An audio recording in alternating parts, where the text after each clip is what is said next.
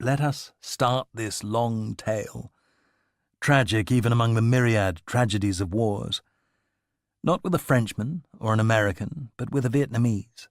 Duan Quang Hai was born in 1944 in a village on Route 6, only 18 miles from Hanoi, yet wholly rustic.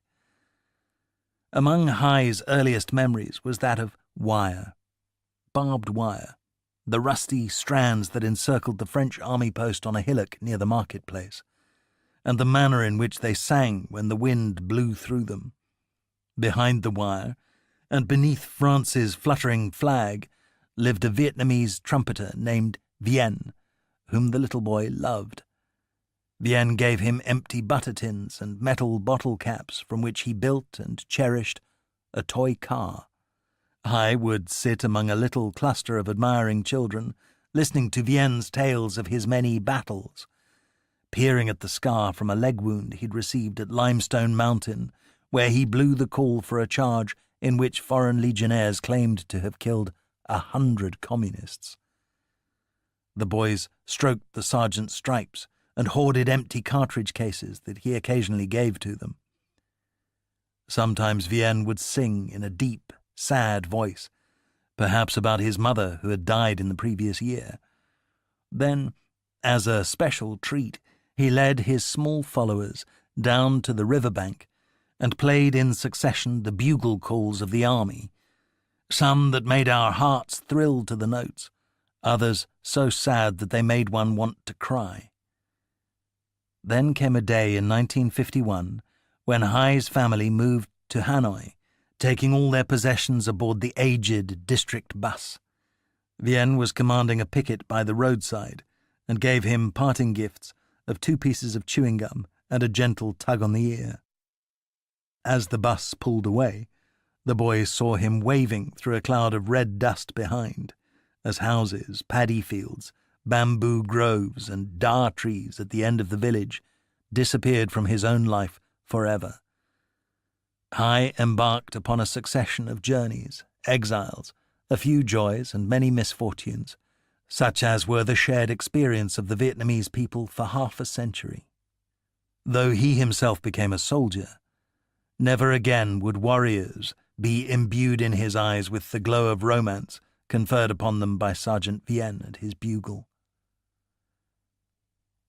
Vietnam endured 1,000 years of rule by the Chinese before their expulsion in 938. They returned several times and were finally driven out only in 1426. Thereafter the country enjoyed independence, though by no means stability or good governance. Rival dynasties controlled the north and south respectively until 1802, when Emperor Gia Long imposed unity, ruling from the city of Huey. During the late 19th century scramble for empires, France fixed its attentions on Indochina, and by force of arms established a progressive dominance initially in the south, Cochin China. In May 1883, when the National Assembly in Paris voted 5 million francs for an expedition to consolidate the region as a protectorate, the conservative politician Gilles de la Fosse proclaimed, "Let us, gentlemen, call things by their name. It is not a protectorate that you want, but a possession." So it was, of course. The French committed 20,000 troops to securing Tonkin, northern Vietnam. Achieving this after a year's hard fighting, they imposed a ruthless governance. While they abolished the old custom of condemning adulteresses to be trampled to death by elephants, the penalty of beheading, formerly imposed only upon thieves, was extended to all who challenged French hegemony. Opium consumption soared after the colonial power opened a Saigon refinery. Vietnam comprises 126,000 square miles, a few more than Italy or metropolitan France, most of which are mountainous and shrouded in exotic vegetation, or flat land of extraordinary seasonal wetness and fertility. Almost every visitor who escaped the penance of exertion in the clinging heat was awed by its beauty and penned lyrical descriptions, celebrating views of paddy fields in which water buffalo grazed, almost every one with a white egret perched on its back picking at insects, of vegetation so bright and green that it hurt the eyes, of waits at ferries beside broad rivers the colour of café crème, of gaudy pagodas and wooden homes on stilts surrounded by dogs and ducks, of the steaming atmosphere, the ripe smells and water everywhere, giving a sense of fecundity, of nature spawning, ripening, and on heat. Westerners rejoiced in the sublimity of Vietnamese weaving skills, manifested in thatch, basket work, and conical coolie hats. They peered curiously at the exotic dead creatures purveyed on street stalls, the profusion of fortune-tellers, dice-throwers, spices. Jungle butterflies grew as big as bats. There was a glorious water culture. Sampans glided up rivers and canals where carts could not creak. Fishing was fun, as well as a prolific source of food. Visitors described cockfights and gambling hells, glittering ceremonies in the imperial palace at Huey, where the French indulged a puppet emperor who held banquets surmounted by roast peacock, said to taste like tough veal. The coastal region around the old capital was regarded with considerable suspicion by inhabitants of the Mekong Delta, who said, "The mountains are not high, nor the rivers very deep, but the men are deceitful, and the women oversexed." A Westerner who loved the Vietnamese wrote that they spoke in cadences that made them sound to me like charming ducks. Their monosyllabic language comes out in a series of sweet quacks. Among 50 ethnic groups, the wildest tribes shared the wildest regions of Annam with tigers, panthers, elephants, bear, boar, and a few Asian rhino. 2 great deltas, those of the Red River in the north and the Mekong in the south, yielded prodigious agricultural produce. A boom in the rice export trade prompted a French land grab at the expense of native peoples, matching those conducted by Americans in their own West and by British colonists across swathes of Africa. The peoples of Indochina were taxed to fund their own subjection, and by the 1930s 70% of peasants were reduced to tenantry or smallholding. French planters, a few hundred families who accumulated colonial Indochina's great fortunes, adopted in the 20th century an uncompromising attitude towards the Vietnamese, in the words of a British visitor, identical with that of any of the old slave-owning aristocracies. It is one of utter contempt, without which effective exploitation would probably be impossible. French plantocrats, rubber magnates, and coal mine owners were indulged in institutionalized cruelty toward their workforces by the colonial administration, which also imposed an artificially high exchange rate for the franc against the local piastre that further enriched the Paris exchequer. The invaders were successful in imbuing many Vietnamese with their language, education, and culture. A schoolboy recalled being taught in class that his forebears were Gauls.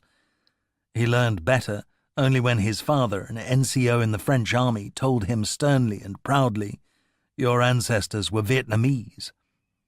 An Australian surgeon wrote of a consciousness even among relatively humble people of their long unbroken history and ancient civilization.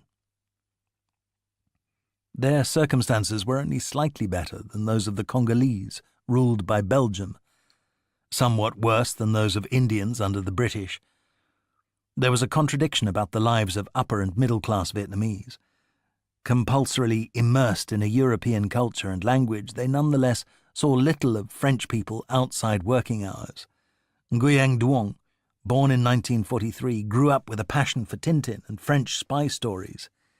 Yet, like all Asians to whom a physical blow is the worst of insults, at his school he recoiled from French teachers' habitual slapping of dunces. He never knew his parents to entertain a colon family, nor to dine out with such people. Norman Lewis described Saigon as a French town in a hot country. It is as sensible to call it the Paris of the Far East as it would be to call Kingston, Jamaica, the Oxford of the West Indies. Its inspiration has been purely commercial, and it is therefore without folly, fervour, or much ostentation. 20,000 Europeans keep as much as possible to themselves in a few tamarind-shaded streets.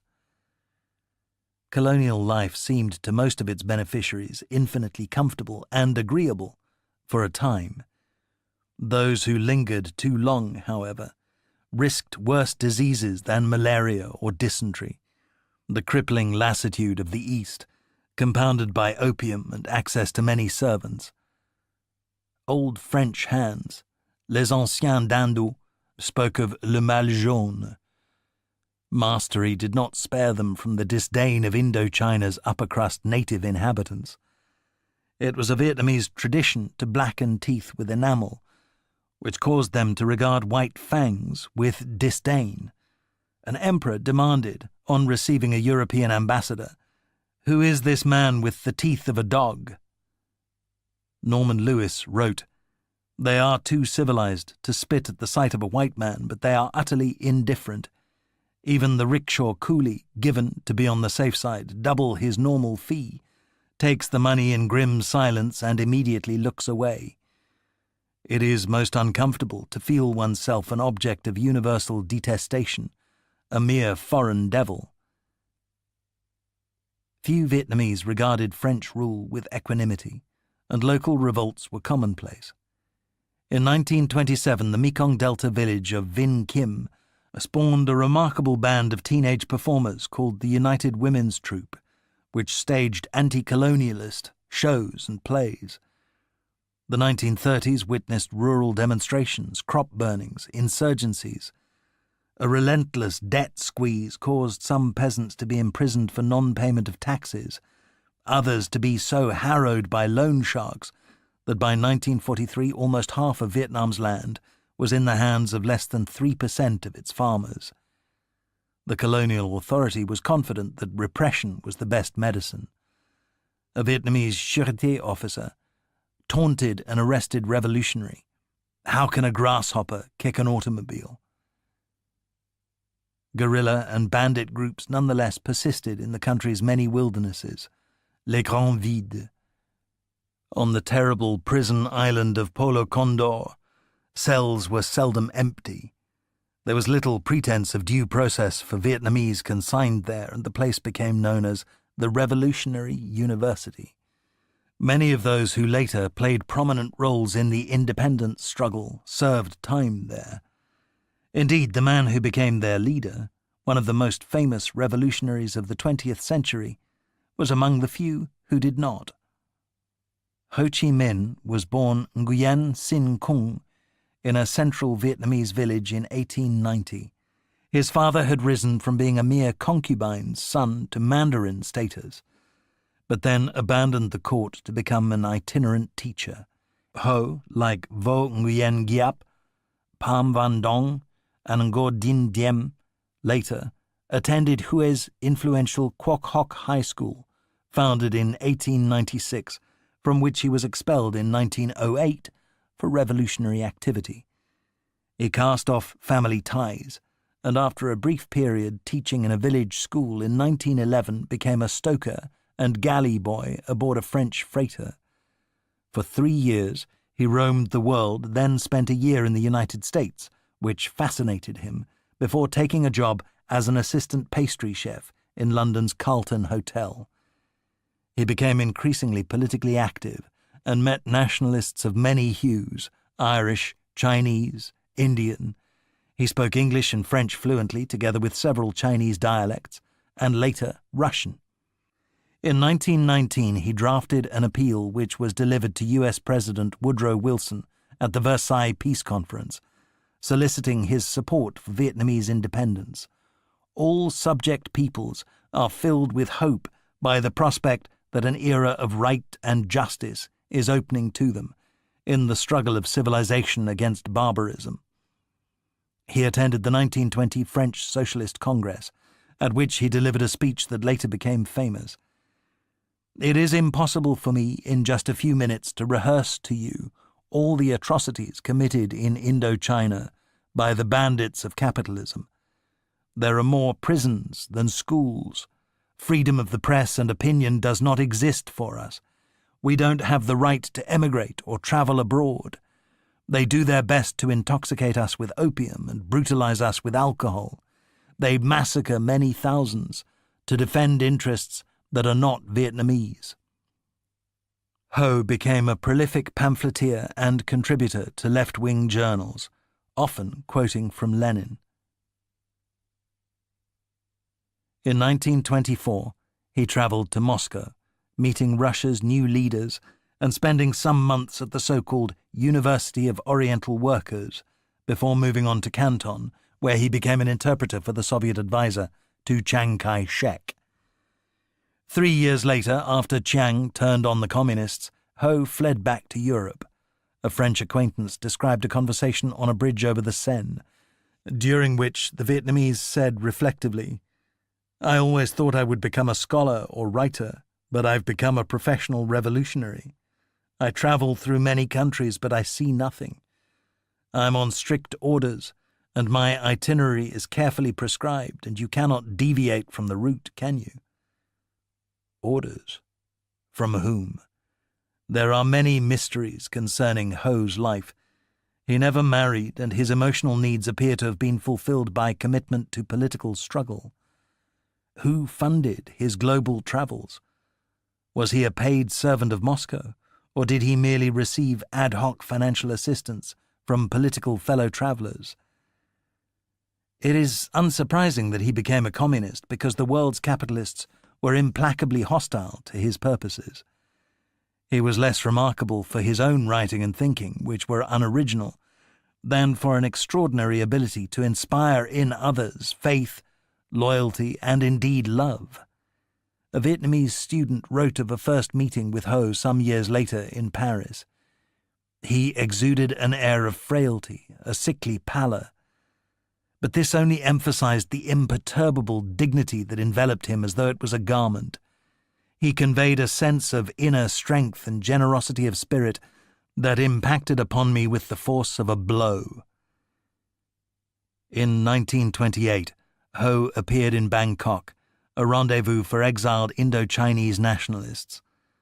The following year, he moved to Hong Kong, where he presided over a meeting of leaders of rival Vietnamese factions, held in a football stadium during a match to evade police attention. He persuaded his compatriots to unite under the banner of the Indo-Chinese Communist Party, which in 1931 was formally recognized by the Moscow Comintern.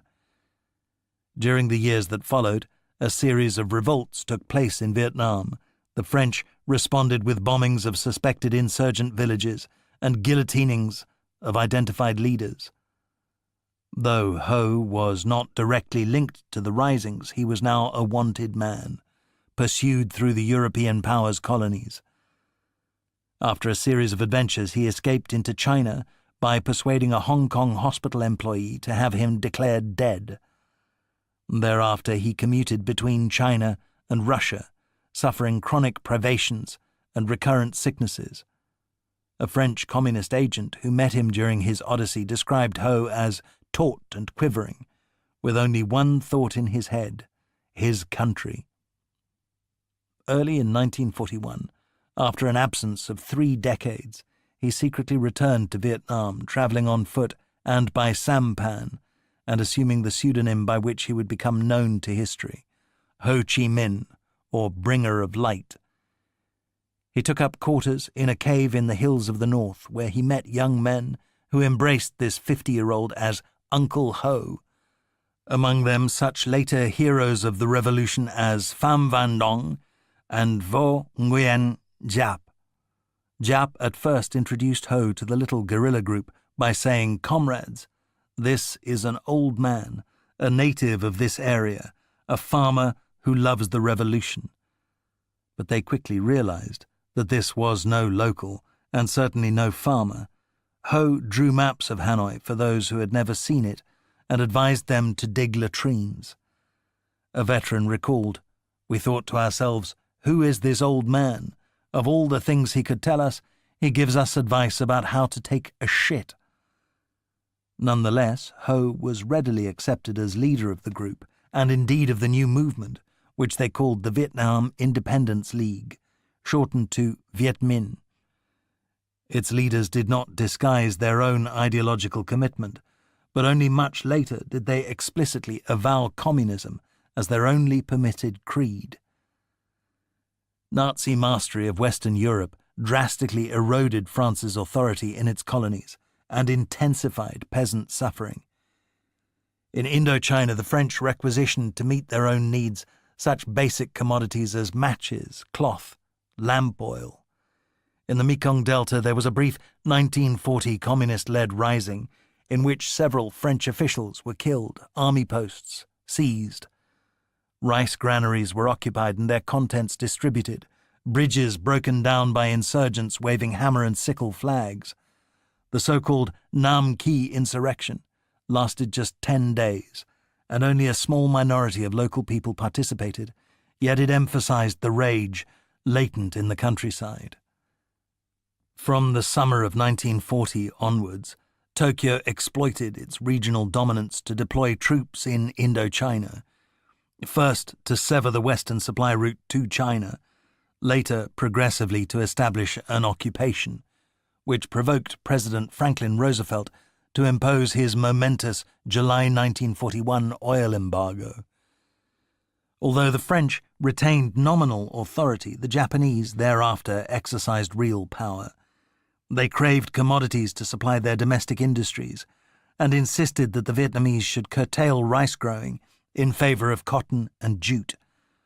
This, together with enforced export of foodstuffs, created increasing hunger among the inhabitants of the richest rice-producing area in Southeast Asia. In 1944, a drought followed by floods unleashed a vast human tragedy.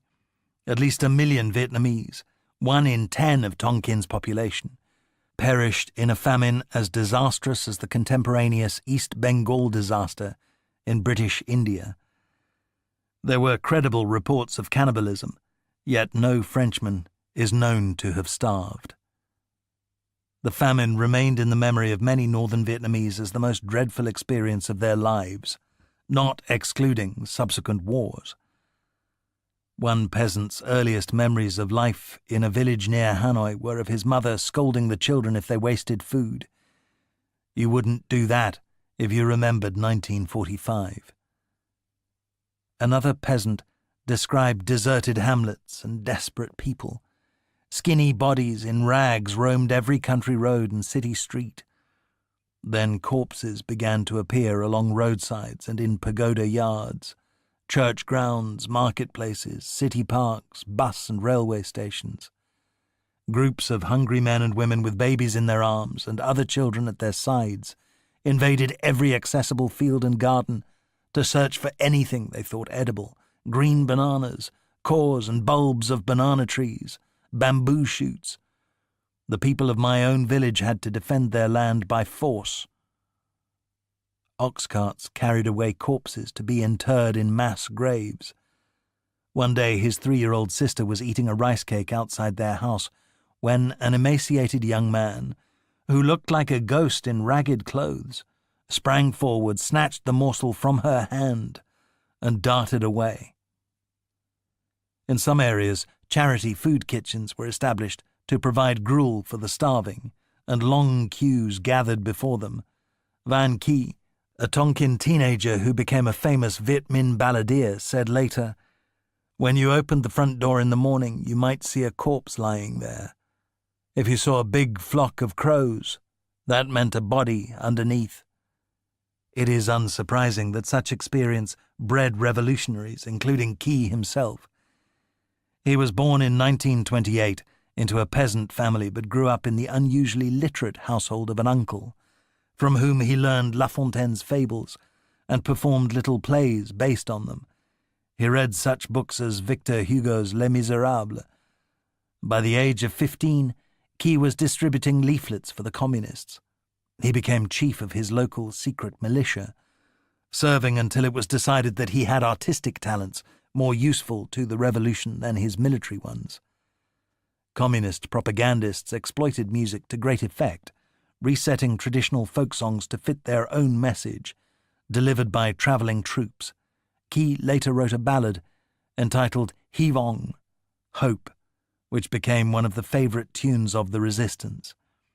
His experience demonstrated a notable aspect of the independence struggle, that a respect for French culture was no barrier to a determination to see France quit Vietnam.